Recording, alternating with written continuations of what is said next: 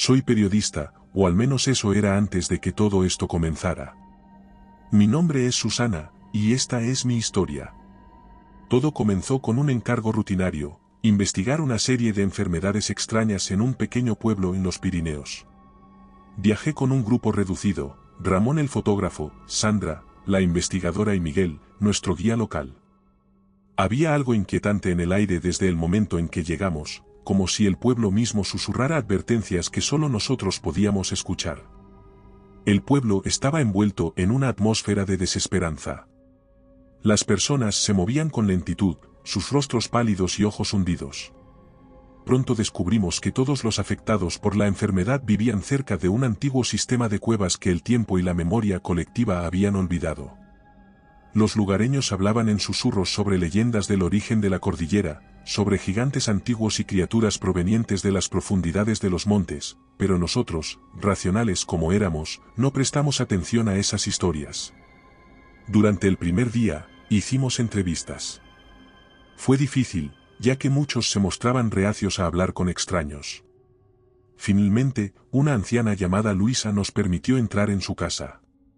Su nieto, Pablo, era uno de los enfermos. Nos llevó a una habitación donde el pequeño yacía en la cama, con la piel pálida y los ojos hundidos, susurrando palabras incomprensibles. Esto comenzó hace unos meses, dijo Luisa con voz temblorosa. Primero fue solo una tos, luego fiebre, y después empezó a hablar en sueños, diciendo cosas que no entendemos. Ahora no puede moverse, y solo habla de la oscuridad. Ninguna medicina le ayuda, ya no sabemos qué hacer. Sandra tomó notas mientras Ramón sacaba fotografías de la casa. La situación era desesperante y no teníamos mucho tiempo. Luisa mencionó que los síntomas eran más graves entre aquellos que vivían cerca de las cuevas y eso nos dio una pista para empezar a investigar. La primera noche, mientras revisaba mis notas en el pequeño hostal donde nos alojábamos, escuché un ruido. Era un murmullo lejano, un eco de algo que no podía identificar. Me asomé a la ventana y vi a Miguel, de pie en medio del camino, mirando hacia las montañas. Decidí acercarme. ¿Has escuchado eso?, le pregunté, sintiendo un escalofrío recorrer mi espalda. Miguel asintió, su rostro tenso. Dicen que son las voces de los que nunca salieron de las grutas, murmuró. Le miré extrañada, pero no le di importancia. A la mañana siguiente, decidimos investigar las cuevas. Armados con linternas y equipo básico de espeleología, nos adentramos en ellas. La entrada era oscura y fría, como la boca de un gigante. La atmósfera cambió drásticamente una vez dentro, el aire era espeso y pesado, como si llevase siglos atrapado.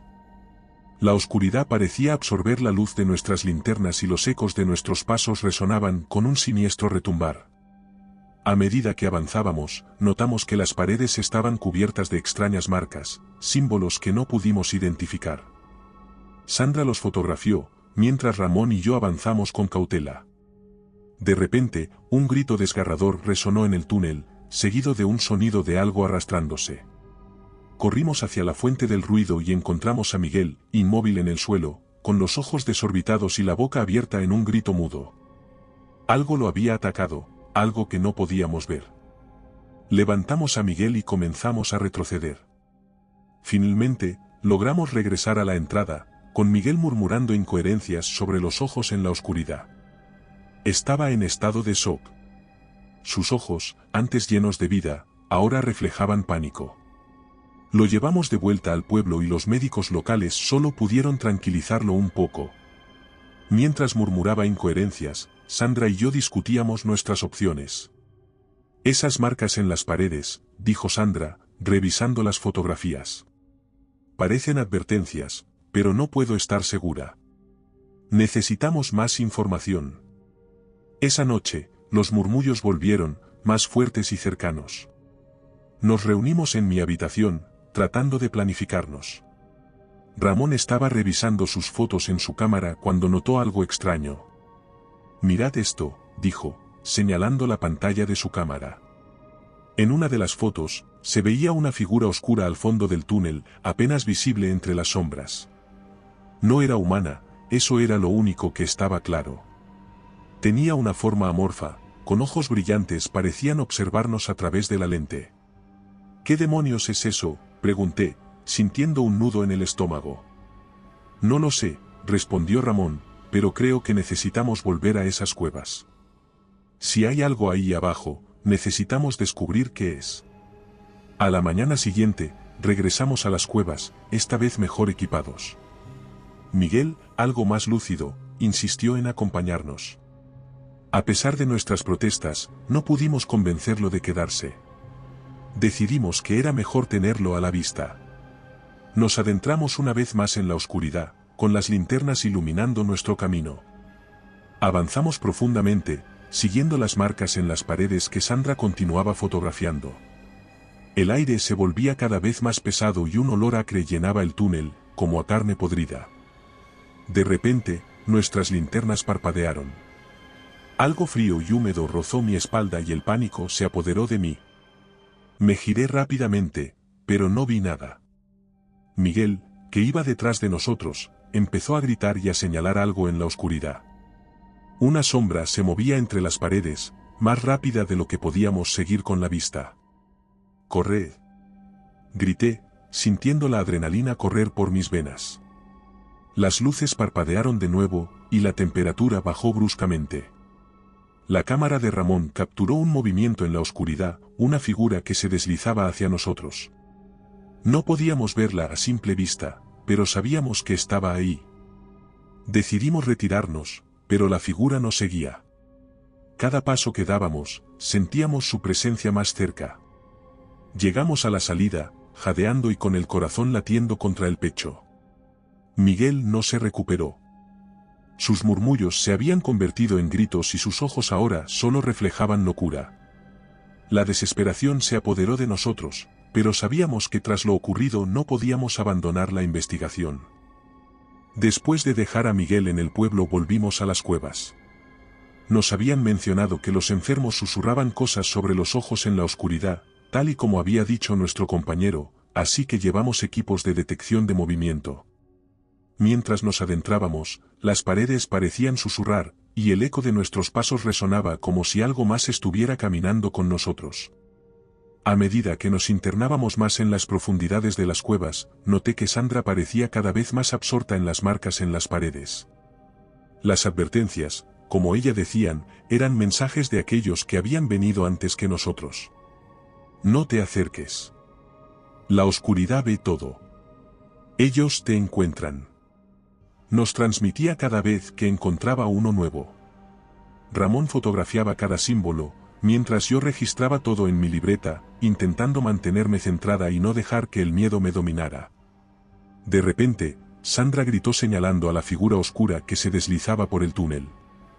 Corrimos, pero el túnel parecía alargarse, como si las cuevas jugaran con nosotros, distorsionando la realidad. Llegamos a una cámara más grande, y lo que vimos nos dejó sin aliento. En el centro, había un laboratorio rudimentario, con equipos científicos obsoletos y documentos esparcidos por el suelo. Era un centro de investigación abandonado.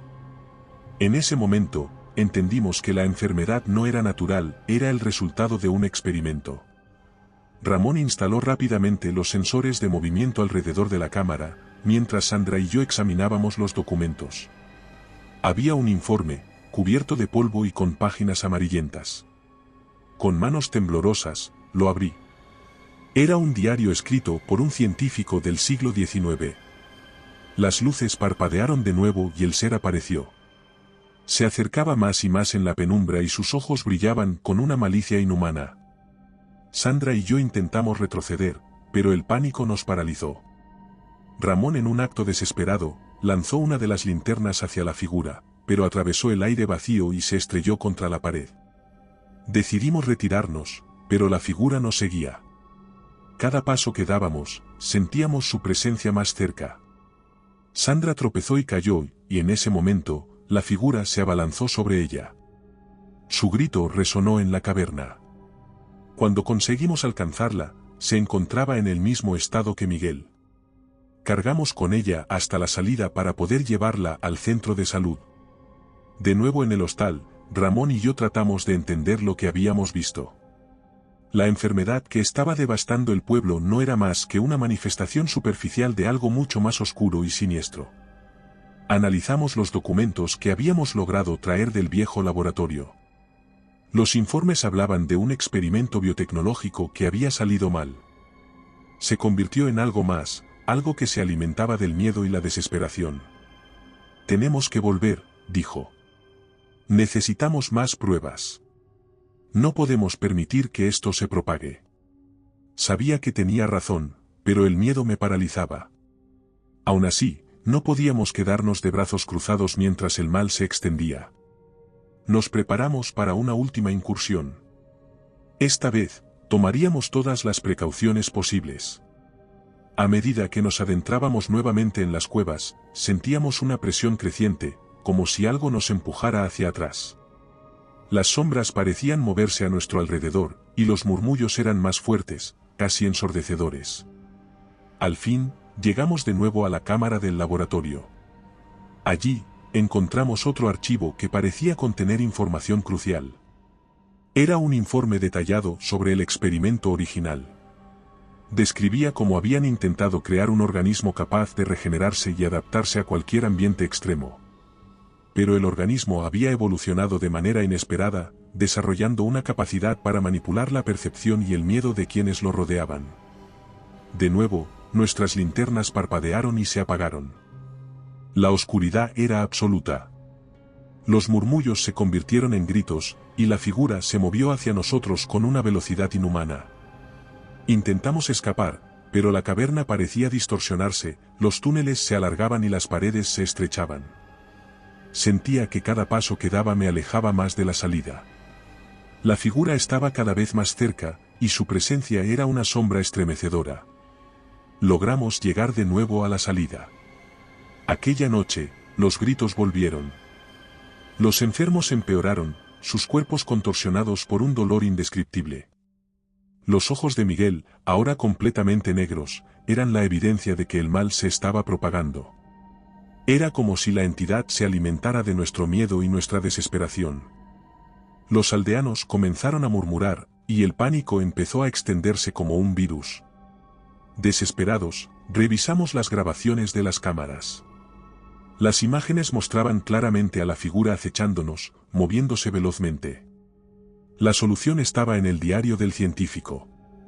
Hablaba de un organismo biotecnológico que se replicaba y adaptaba, y solo podía ser detenido con una exposición masiva a una determinada frecuencia de luz. No había otra manera. La única forma de detener el mal era enfrentarnos y sellarlo de nuevo en las cuevas. Nos preparamos para una última incursión, esta vez con el objetivo de detener lo que estaba ocurriendo. Adentrándonos en las cuevas, con el diario y el equipo necesario. La oscuridad era aún más densa que antes, y nos vimos rodeados por susurros de desesperación. El miedo era intenso y cada paso que dábamos parecía llevarnos más cerca de la fuente de nuestro miedo. Llegamos a la cámara del laboratorio. El aire estaba cargado de electricidad y la figura oscura nos esperaba en una esquina. Comenzamos a preparar el equipo, conectando cables y ajustando las luces a la frecuencia exacta. Y entonces, Ramón tropezó y cayó, y la figura se abalanzó sobre él. Encendí las luces rápidamente para evitar que le atacara. El efecto no tardó en verse, la entidad se retorcía, su figura fluctuaba entre la realidad y la oscuridad. La cueva tembló y la figura gritó con un sonido que resonó en mi alma. Y de repente, todo se quedó en silencio. El camino de regreso fue un borrón. La entidad había sido neutralizada, pero a un precio estremecedor. Estaba junto a mi compañero herido y llevábamos las cicatrices por lo que habíamos enfrentado. Al llegar al pueblo parecía que los síntomas de la enfermedad habían comenzado a disminuir. El mal, de momento, había sido detenido. Los lugareños me miraban con una mezcla de esperanza y miedo. El pueblo lentamente empezó a recuperarse, pero la marca de la oscuridad permanecía. Los que habían sido testigos de la entidad nunca olvidarán lo que habían visto. Y aunque la enfermedad había comenzado a retroceder, el miedo persistía. Una noche, una semana después, escuché un susurro. Al principio pensé que era el viento, pero entonces lo escuché de nuevo, más claro, no te acerques. Mi corazón se detuvo por un instante. Eran las palabras de las advertencias en las cuevas. Sentí un escalofrío recorrer mi espalda. Salí de mi habitación y fui a la de Miguel. Su condición había mejorado un poco, pero seguía en un estado casi catatónico. Me acerqué a él, intentando encontrar algún signo de reconocimiento en sus ojos. Sus labios se movieron débilmente, murmurando las mismas palabras que había escuchado antes: no te acerques. El pánico volvió a apoderarse de mí. La entidad no estaba destruida, solo estaba esperando. Y ahora, sabía que no estábamos a salvo, que el mal podría regresar en cualquier momento. Miré a Miguel, y en su mirada vacía, vi reflejado el abismo que habíamos vivido. Al día siguiente, decidí que no podía quedarme en el pueblo.